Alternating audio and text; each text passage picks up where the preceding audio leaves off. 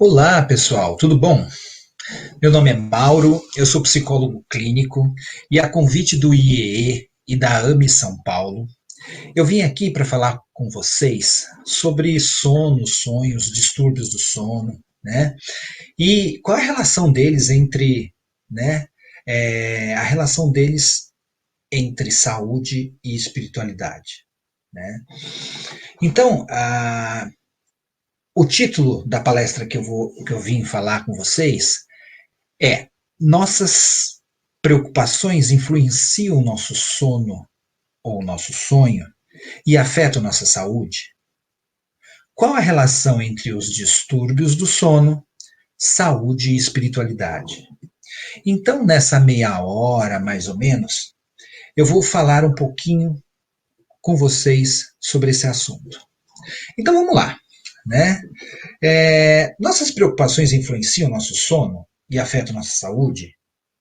Num primeiro momento, quando a gente olha essa pergunta, a gente não precisa ser muito especialista, não, né? É, para saber, para responder essa pergunta com um sim bem grandão, né? Porque é óbvio, né? Quem nunca ficou sem dormir, ou quem nunca teve um sonho conturbado, né? Um sono conturbado, quando a gente está preocupado sobre qualquer coisa na nossa vida, né? É, Às vezes sobre questões dos nossos relacionamentos, às vezes sobre questões, sei lá, às vezes temos uma prova, ou temos um trabalho, um projeto novo para fazer. Isso às vezes nos tira o sono, né? A gente tem essas expressões aí: nossa, isso me tirou um sono, isso, nossa, me deixou sem dormir, ou eu dormi mal pensando em certo assunto, né? Então, assim, é óbvio, claro que as nossas preocupações sim afetam a nossa saúde, né? Saúde tanto física quanto mental, porque quando a gente fala de saúde, quando a gente fala de sono, o sono é muito importante para a nossa saúde física. Então, assim, e óbvio, para a saúde mental também, né? Porque o nosso corpo ele precisa descansar, né? Nós passamos aí, né, um terço de nossas vidas dormindo. Você imagina, um terço de nossas vidas dormindo, ou seja, a cada 24 horas nós dormimos em média 8 horas. É óbvio que tem pessoas que precisam dormir menos, tem pessoas que dormem mais, mas o adulto, em média, o adulto dorme entre 7 e 9 horas. Né? Então, assim, se a gente for ver bem, se a gente for fazendo as contas, né, uma pessoa de 60 anos passa 20 anos dormindo. É muito tempo dormindo, né? Nossa, é muito tempo mesmo. E a falta de sono, nossa, interfere, é óbvio que interfere no nosso humor, né? Na nossa forma de ver o mundo e contribui para desenvolver ou agravar transtornos mentais, né? Às vezes, a falta de sono desenvolve transtornos mentais, né? Ou também agrava ele. Se você já tem um transtorno mental e você começa a ter falta de sono, né? Você pode agravar. E também contribui para desenvolver. Às vezes o sono, né, a falta de sono ou o distúrbio do sono acaba desenvolvendo um transtorno mental. Né? Normalmente é mais fácil acontecer, né, ao contrário, né, agravar os transtornos mentais. Ou os transtornos mentais também faz com que você perca o sono. Né? Então, assim, a gente tem um pouquinho de estatísticas, né? Um terço dos adultos, eles relatam sintomas de insônia. Você imagina, um terço das pessoas é muita gente, né? Você imagina, você pega a população brasileira de 210 milhões de pessoas, né? E aí você pega um terço disso, é muito tempo, é muitas pessoas tendo problemas, né, de insônia. né?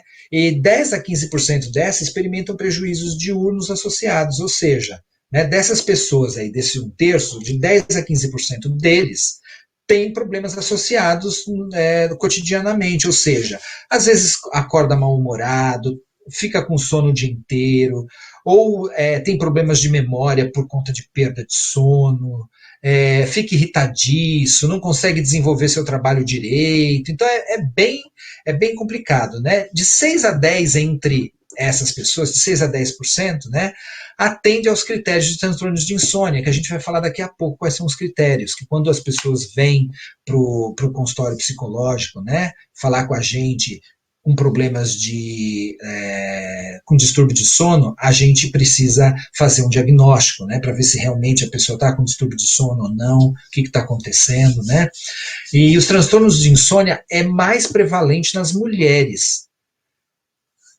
Olha que coisa interessante, né? 1,44 mulheres para cada homem. As mulheres têm mais problemas de insônia do que os homens. Olha que interessante, faz a gente pensar, né? O que será que faz com que as mulheres tenham mais insônia ou mais problemas, transtornos de insônia do que o homem? Né? Será que são questões sociais? Será que são questões biológicas? Eu imagino que são questões sociais e questões mesmo culturais, né? Porque as mulheres elas tendem a ter muito mais trabalhos, né?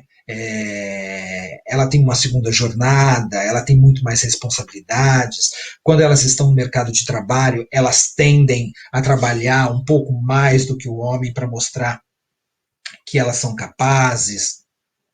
Essas coisas eu espero que daqui a um tempo elas possam ser resolvidas, né? E 40 a 50% dos indivíduos com insônia apresentam também algum transtorno mental.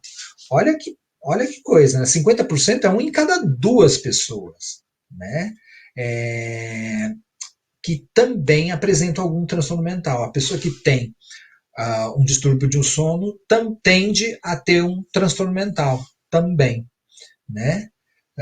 Então isso é muito importante a gente ir sabendo daí, né?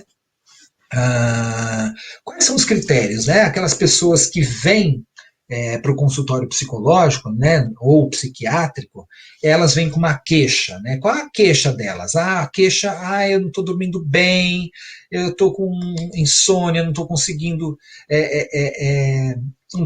descansar, o meu sono é agitado, eu acordo no meio da noite, que mais? Eu tenho dificuldade quando eu acordo no meio da noite para retomar o sono, né? Eu desperto num horário antes do que eu me programei para acordar, né? Então isso vai causando sofrimento, isso causa desgaste, a pessoa no outro dia fica mal-humorada, a pessoa no outro dia não tem fica com uma fadiga, não tem disposição para nada, às vezes fica irritada, não consegue não consegue fazer a sua função no trabalho direito. Então, assim, isso tudo vai causando sofrimento, né? Ela acaba discutindo com as pessoas por conta do mau humor ou por conta de que ela está realmente cansada, né? Pelo menos 3 vezes por semana e pelo menos por 3 meses.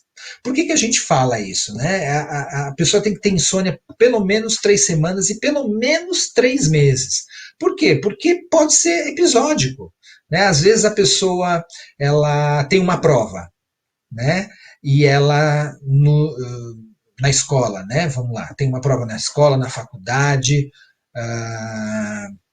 ou tem um projeto para apresentar no seu trabalho no outro dia. Então, normalmente a pessoa ela às vezes não dorme naquela semana que está fazendo o trabalho e depois o sono volta, né? Então isso aí a gente não pode considerar como distúrbio, porque foi episódico, né? Então não dá para a gente entender isso como sendo um distúrbio de sono, né?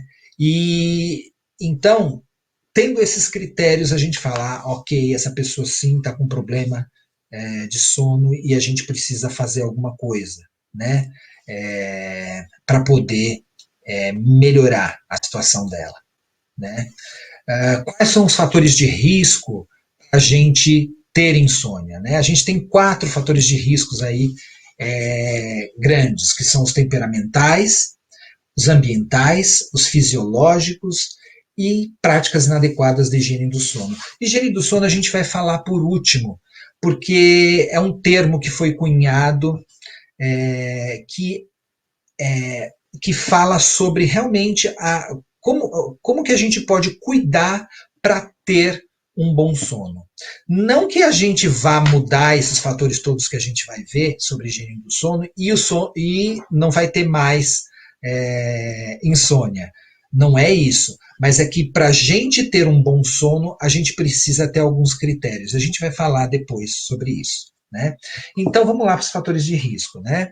Os fatores de riscos temperamentais, né, a gente vai falar sobre as questões mais psicológicas, cognitivas, ou seja, se a pessoa tem muita ansiedade, ou ela é muito preocupada, ou ela tem uma dificuldade em trabalhar com emoções, tudo, ela pode ter sim uma vulnerabilidade à insônia. Pode ser sim que ela tenha, assim, se a pessoa é muito ansiosa, muito preocupada, é, isso tende a piorar a questão da insônia, né?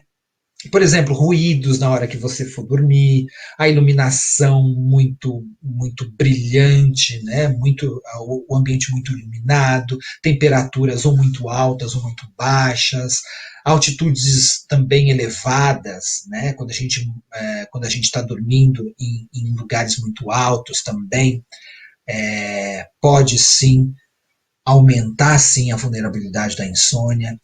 A gente falou também dessa questão do sexo feminino, né, quando a gente fala em fatores de riscos fisiológicos, né, como o sexo feminino, a mulher tem 1,44% mais, 1,44 vezes a mais do que o homem para ter insônia. Né? A idade avançada também é um fator de risco, né? Quanto mais velho a pessoa, ela vai dormindo menos, né?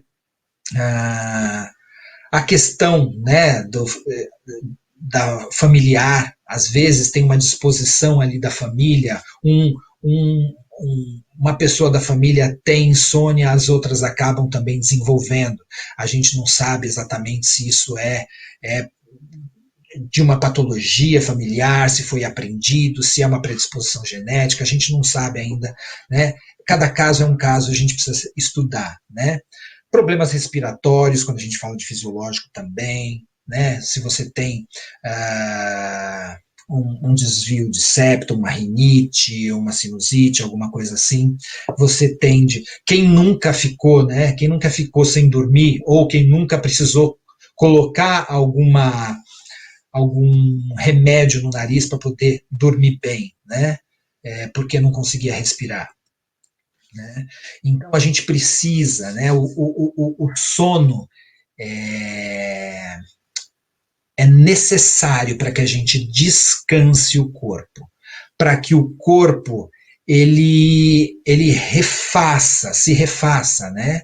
É, então é necessário que a gente durma bem, que a gente descanse o corpo, porque ali também no descansar que ele também vai secretar hormônios, produzir outros, né? A melatonina também que está sendo super pesquisada aí pelos médicos, ela é secretada ou produzida, né? Quando quando a gente dorme, né? Então, assim, é importante a gente ter em mente a importância do descanso do corpo físico, né? Ah, e quando a gente vai dormir, né, a gente tem 2 fenômenos que ocorrem, que é o sono que é antes do REM e o sono REM. O sono do REM é Rapid Eye Movement, né? É o sono onde a gente é o sono mais profundo, onde a gente tem uma maior atividade cerebral. É lá no meio da noite, lá, sabe assim, se a gente vai deitar às 10, lá para as 4 horas da manhã, 3 e pouco da manhã, que a gente começa a ter esse sono mais profundo, que é onde a gente tem um relaxamento muscular maior, um aumento da frequência respiratória, cardíaca, né? E esse sono REM ele serve de alguma forma também para dar uma digerida nas coisas que a gente foi acontecendo no dia a dia, né? É onde a gente processa bastante coisa. E o sono não REM é aquele sono que vem antes, é o sono mais leve, é aquele sono que vem antes, né? Que a gente começa, quando a gente começa a diminuir as atividades conscientes. Né? Sabe quando a gente começa a dormir e é aquele sono leve, então a respiração, a circulação do sangue, ela acaba vai ficando menor, né? Para a gente poder realmente dormir mesmo. Se a gente não consegue fazer com que as nossas atividades, né, corporais, né, se a gente não consegue fazer com que eles diminuam, é óbvio que a gente não vai ter um sono bom, né? Então o sono ele é um processo dinâmico, né? Uma interação aí, uma integração físico, psíquico, emocional. E aí a gente tem aí a doutrina espírita que a gente vai falar também um pouco mais. Ela coloca o espiritual também, né? O espiritual como também envolvendo bastante essa questão. Então a gente vai falar um pouquinho disso tudo, né? O sono natural no espiritismo, ele é uma suspensão momentânea, né, da vida cotidiana. Ele é um entorpecimento dos sentidos, né? Isso está ali no vocabulário espírita, né? Ah, então, assim, é um momento do qual, né, se interrompe as relações da alma com o mundo exterior por meio dos órgãos. Né? Então é o momento onde é um afrouxamento dos laços. Nós somos espíritos, corpo físico e perispírito. Né? Todo mundo sabe, segundo a doutrina espírita. Então, no momento do sono, a gente simplesmente afrouxa esses laços que tem. E afrouxando esses laços dá um entorpecimento dos sentidos e a gente faz o deslocamento aí, né? Do espírito e do perispírito e do corpo físico. E a gente pode viajar tranquilamente aí pela noite, né? O sono liberta inteiramente a alma do corpo. Olha que interessante, né?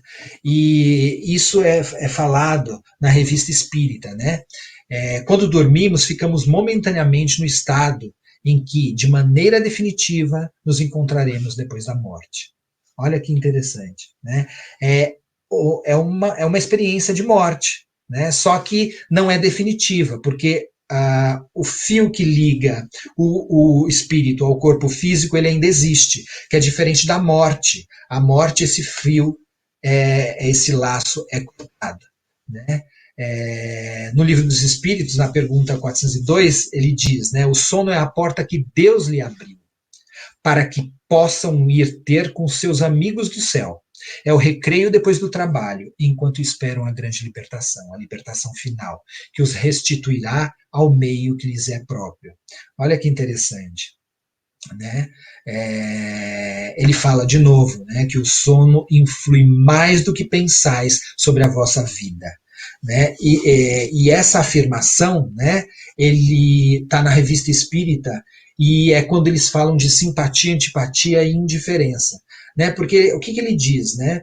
Que é um espírito que ele não se identifica, né, na Revista Espírita, ele não se identifica, e ele fala o seguinte, e essa citação também está no Livro dos Espíritos, tá, pessoal? Está na Revista Espírita, mas também está no Livro dos Espíritos, ali naquelas perguntas lá, 400 e alguma coisa, que é o que fala sobre os sonos, né? O desdobramento, emancipação da alma, né? quando ele fala que o sono influi mais do que pensar sobre a nossa vida, ele está falando assim, quando a gente tem na vida cotidiana simpatia por alguém, antipatia por outro e talvez indiferença para algumas pessoas, essas sensações, por exemplo, que a gente acabou de conhecer a pessoa, a gente tem uma simpatia, uma antipatia ou uma indiferença, como é isso, né? Ele fala que quando a gente dorme, a gente vai encontrar os nossos iguais, né? Pessoas que são afins nossa, né? Então,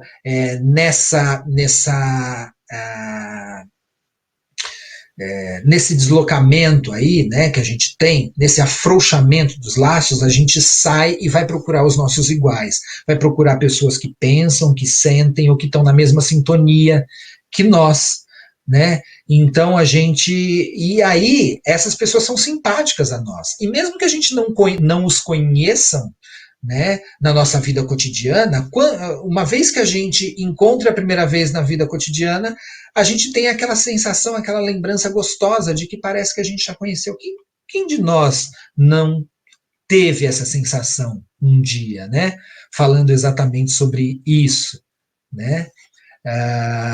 E a mesma coisa a antipatia, né? Pessoas que a gente não tem muito conhecimento, ou que a gente não tem. As pessoas dizem assim, o santo não bate, né? E uma certa indiferença também. Acontece a mesma coisa. Né? É interessante que no livro Evolução em Dois Mundos, né, do André Luiz, o André Luiz ele fala, né, como que a gente saiu do ser que a gente não tinha o pensamento para o pensamento contínuo, e quando no começo ali do pensamento contínuo nós saímos, até no começo mesmo da linguagem, quando a gente começou a falar, né, a gente saía do corpo e a gente ia receber instruções dos espíritos superiores, né? E a gente saía e ficava do lado do corpo, né? Então ali no começo. É interessante porque tinha o afrouxamento dos laços, mas a gente ficava do lado, né? Do nosso corpo e não fazia grandes viagens, porque também a gente não sabia muito. E aí a gente foi evoluindo, né? E aí a gente acabou fazendo grandes viagens por conta disso, né? Ah, segundo a doutrina espírita, né, ali na revista espírita, aquele mesmo espírito diz, né, que o sonho é a lembrança daquilo que o vosso espírito viu durante o sono. Então, assim, a explicação que a doutrina espírita dá para sonho é exatamente aquilo que nosso espírito viu durante o sono. Então é interessante isso, né?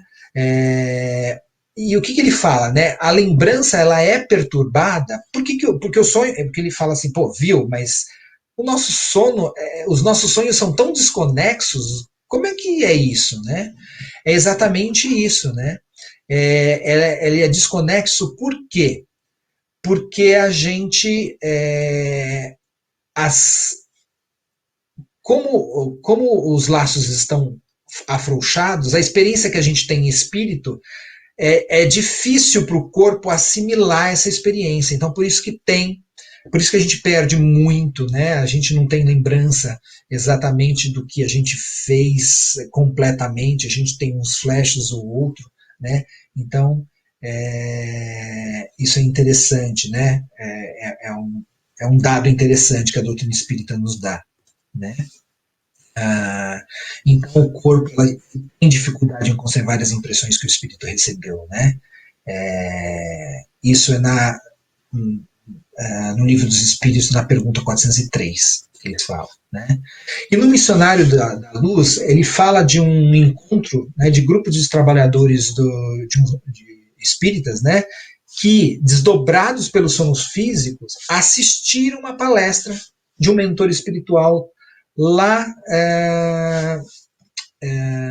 numa palestra, né, lá no mundo espiritual. Né? Então, no capítulo 9, né, o Alexandre é o mentor espiritual, né, e essa palestra fala sobre o desenvolvimento mediúnico. né, e era direcionada principalmente aos irmãos encarnados e desdobrados. Então, olha que interessante, né? Mais uma vez, aqui o André Luiz vai corroborar com o conhecimento que Kardec já trouxe lá atrás, né? Falando que realmente os espíritos eles afrouxam os laços no sono e vão ser levados para aprender alguma coisa, para receber alguma mensagem, para se encontrar com aqueles que lhes são afins, sejam ou quem tem um vício vai também para onde esse vício ele é feito. Então, assim,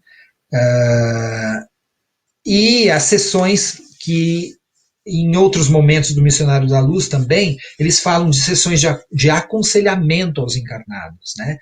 Tem até uma senhora, né, que estava passando alguns problemas, então a filha veio lhe falar, né, a filha que tinha morrido, né, veio lhe falar, dizendo, olha, calma, tudo, né, então o uso do sono para a espiritualidade instruir a gente, seja de qualquer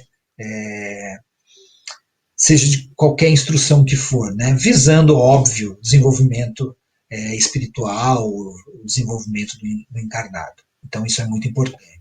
Né? É interessante também, gente, se a gente for ver, o Freud, ele começou, como o Freud viu o sonho, né? A gente viu aqui como a doutrina espírita vê o sonho, né? Como sendo uma experiência que nós tivemos,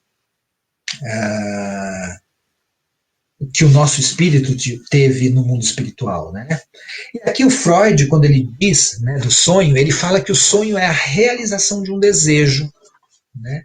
Olha que interessante. Depois a gente vai fazer algumas reflexões em relação a isso, né? Essa questão da realização de um desejo. Mas esse desejo, gente, que o Freud fala, não é um desejo que a gente às vezes aceita de bom grado assim, né? Conscientemente, porque ele fala do inconsciente também, né? Quando não se trata de um desejo aceitável, preferimos esquecê-lo. Esse mecanismo que ele fala, né, de esquecimento, ele chama de recalque. E o desejo recalcado, ele permanece em algum lugar, né? Ele sempre permanece em um lugar, ele não vai embora.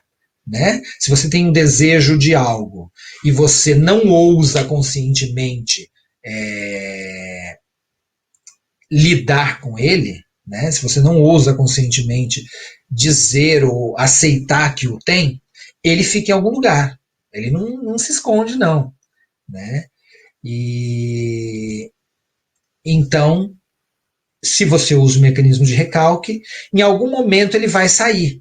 E isso, por exemplo, o sonho é um lugar que ele pode sair. Então, por isso que por isso que ele fala que aí a gente tem, porque os sonhos são desconexos, não tem senso, né? Os sonhos ele diz, né? Tem uma lei própria, tem uma lógica própria, né?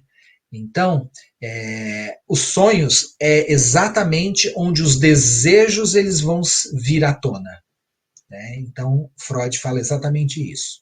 E todo o material que compõe o conteúdo de sonho é derivado, de algum modo, da experiência do indivíduo. Né? Onde ele foi reproduzindo, né? Ou onde ele foi lembrando no sonho. Tá? Então, assim, é importante a gente entender mais ou menos o que é o sonho para Freud. Porque tem um outro teórico também que fala sobre sonhos, né? E dá um outro enfoque. Enquanto o Freud ele diz que o sonho é a realização de um desejo, por exemplo, o Jung ele vai falar que os sonhos são mensagens do inconsciente para nós. né, que visam o nosso equilíbrio psíquico. Olha que interessante, né? O Jung, ele é um outro, ele era psicanalista também no começo, mas ele divergiu de muitos pontos do Freud e ele criou uma outra teoria. E nessa teoria ele também fala de sonhos. Os analistas junguianos, eles trabalham bastante com sonhos.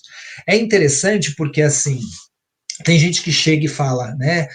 Mas eu não sonho, eu nunca sonhei. Na verdade, o meu sonho é tudo escuro, é, é uma tela negra, né? Uma tela preta, né? Que eu não lembro de nada, né? E é interessante que os analistas junguianos dizem que quando eles começam a perguntar para os pacientes sobre os sonhos, no primeiro momento os pacientes não lembram. E aí, conforme eles vão continuando com a análise, o paciente começa a sonhar. Olha que interessante, né? Então, a partir do momento que você tem uma intenção, o sonho, eles começam a ser lembrados. É interessante isso, né? Por quê? Porque o Jungiano ele fala que, que os sonhos são mensagens do inconsciente para nós. Né? O inconsciente manda várias mensagens. Visando o quê? O equilíbrio. Para quê? Para orientar-nos em nosso caminho. Né? Então, para Jung, o sonho é muito mais rico e interessante. Porque o sonho transporta a mensagem do mundo inconsciente para o consciente. Né? Às vezes, muitas vezes, a gente está com dificuldades e a gente sonha com uma ou outra coisa, né? E na análise dos sonhos, né, pelos analistas junguianos, você vai recebendo respostas daquilo que você está vivendo atualmente na sua vida, né? Então, para Jung, os sonhos eles podem ser uma grande ferramenta que oferece uma oportunidade de aprender e conhecer melhor a si mesmo. Então, é uma ferramenta a mais que você tem para poder se conhecer, para poder melhorar o seu equilíbrio psíquico através da interpretação deles, através da mensagem que eles trazem do inconsciente, né? Então é bem interessante, né? E os símbolos, né, que estão nos sonhos para a psicologia junguiana é a linguagem que os sonhos usam para comunicar com a gente. Né? Então são visões completamente diferentes dos sonhos, né? E trabalhos completamente diferentes. Enquanto um fala que é a manifestação de um desejo, o outro diz que é uma mensagem do nosso inconsciente para nos ajudar no nosso caminho, orientar no nosso caminho. É interessante porque a visão de Jung é muito próximo ao que a gente viu da doutrina espírita, né? É bem interessante, né? A visão que ele tem de sonho, né? São mensagens do inconsciente. Quem são esse inconsciente? A gente pode pensar, por exemplo, agora com a doutrina espírita, que pode ser sim o mundo espiritual. Né? É interessante a gente poder fazer esse tipo de paralelo. Né? Mas também Freud diz, né, que o sonho é a realização de um desejo. Quando a gente também vai pensar o sonho e vai pensar o sonho como sendo também as experiências que a gente tem fora do corpo, como também a realização de um desejo, ou não de um desejo, mas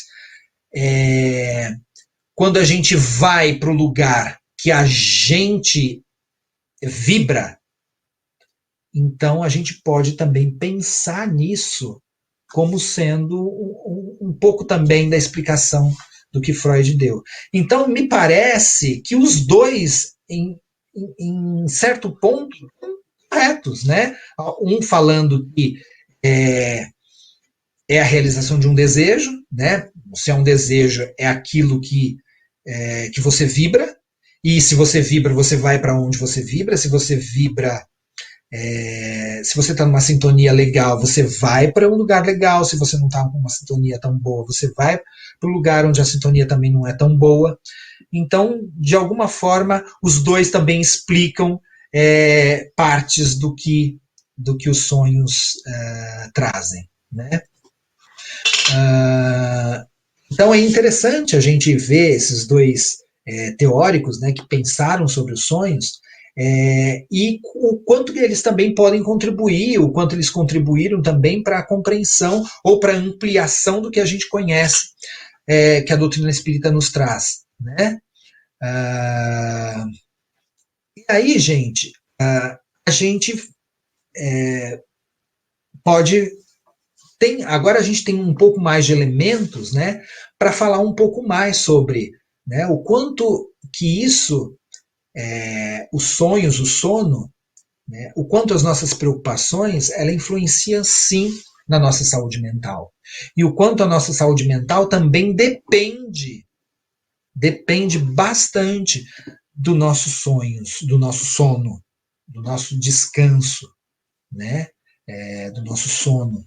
Porque, segundo a doutrina espírita também, né? Não só a doutrina espírita, mas também a, a ciência, nos diz que nós precisamos sim descansar o nosso corpo.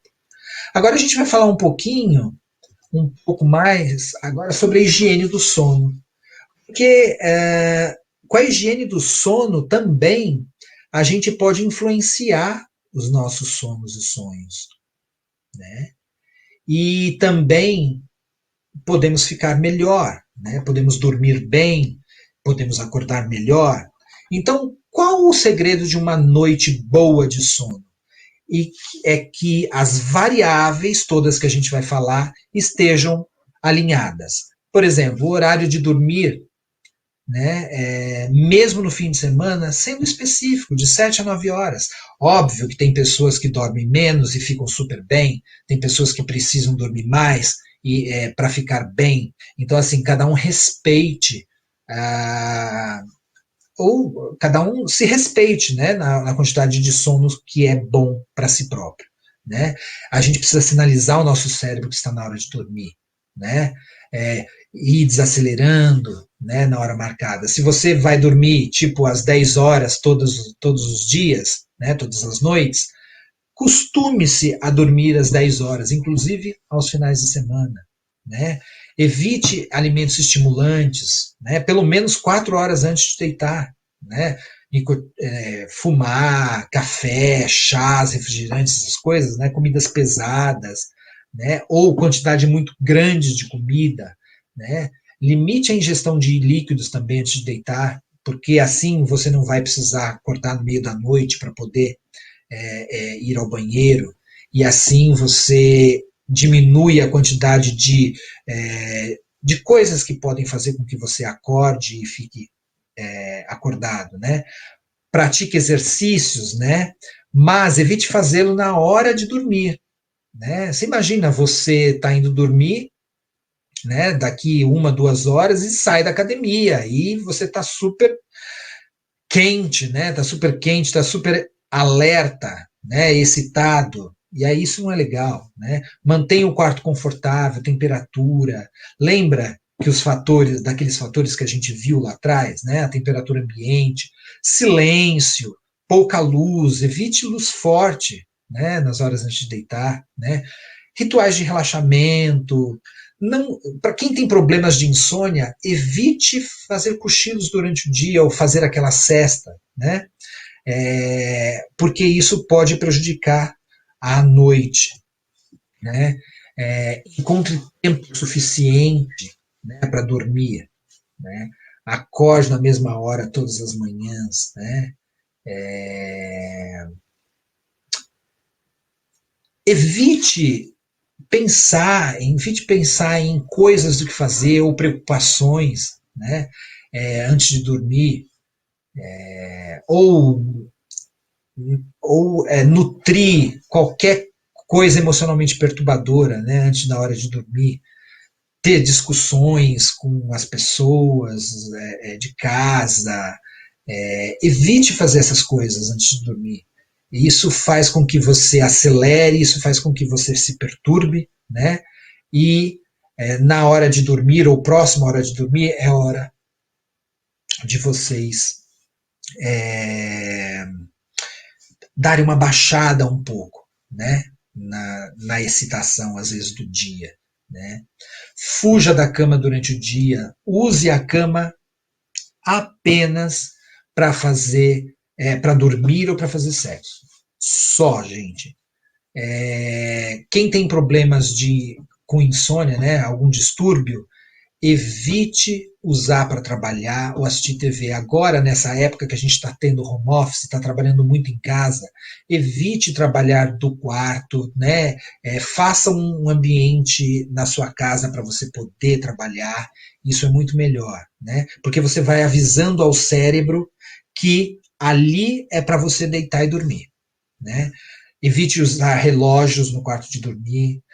Os colchões, as roupas de cama, o travesseiro e pijamas, eles precisam ser confortáveis. Tá? Então, assim, perto da hora de dormir, faça leituras edificantes, né?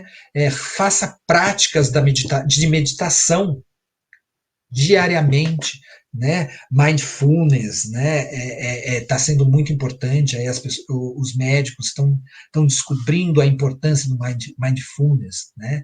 A gente, nós psicólogos também, eu que trabalho com hipnose, eu acabo ensinando meus pacientes também a meditar, a fazer auto-hipnose. Isso vai equalizando melhor as ondas cerebrais, fazendo com que as pessoas elas fiquem com menos picos, tem menos alteração de humor. Então isso é muito importante. Fazer uma prece, uma oração antes de dormir, né? A prece todo mundo já sabe, né? Não precisa ser aquelas preces decoradas, né? Você pode fazer um agradecimento pelo dia, conversar com Deus, né? Sintonizar com a espiritualidade superior. Então isso é muito importante. A elevação do pensamento, né? A elevar os nossos pensamentos na hora que a gente vai dormir, né? Tanto com leituras edificantes quanto com às vezes irradiação, às vezes, né? Para a gente fazer um desdobramento, né? Mais tranquilo, né? Evitar discussões, qualquer que sejam as discussões, qualquer agitação mental, próximo do horário de dormir. Então, seguindo essas orientações, vocês vão ver, vai ser tudo muito, vai ser o seu sono vai ser a probabilidade dele ser bom, né, é muito grande e a gente precisa disso, né? Bom, eu fico por aqui, eu agradeço vocês, agradeço vocês por estarem me acompanhando e eu espero que eu tenha tirado alguma dúvida de vocês e respondido o que eu me propus a fazer, tá bom? Um grande abraço para vocês e até o próximo encontro. Tchau.